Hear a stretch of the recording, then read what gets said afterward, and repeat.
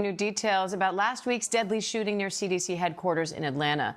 Officials now say the gunman fired more than 500 rounds, with nearly 200 of them actually hitting the CDC building. Now police say he died of a self-inflicted gunshot.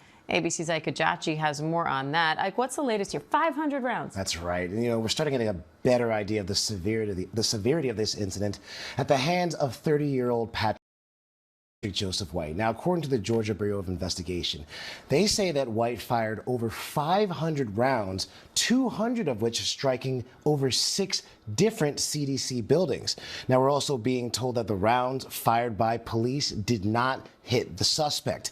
Now, investigators, they recovered a total of 5 firearms that belonged to White, as well as several other pieces of evidence. And we also know that over 150 windows across those 6 buildings have been destroyed, bullets even penetrating some blast-resistant glass, narrowly missing employees who were sheltering in place in their offices.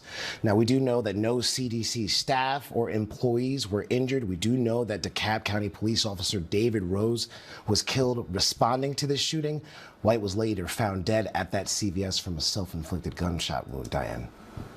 And police say that documents also showed the shooter had suicidal thoughts and was unhappy about the COVID vaccine. What more are you hearing about that? Yeah, that's right. So we're essentially starting to learn more information about his motive.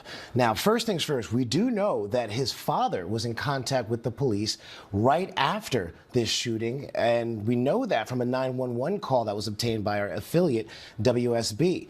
Now, they're saying that the father contacted police shortly after the shooting and that he was concerned his son may have been responsible. Now, according to that incident report, White's father told police he hadn't seen or heard from his son since the night before. And his father also told police that his son essentially left him what looked like a suicide note. Now, law enforcement and CDC officials, they say that White's deadly attack on the CDC was fueled by his deeply held beliefs in misinformation. They say that he targeted the CDC because he believed the COVID-19 vaccine made him sick and that the agency actually tried to cover it up. Now, he suffered from depression and suicidal thoughts, which he attributed to the vaccination, according to investigators. We do know that there were no previous threats to the CDC, although White had sought mental health assistance the weeks prior to the attack, Diane.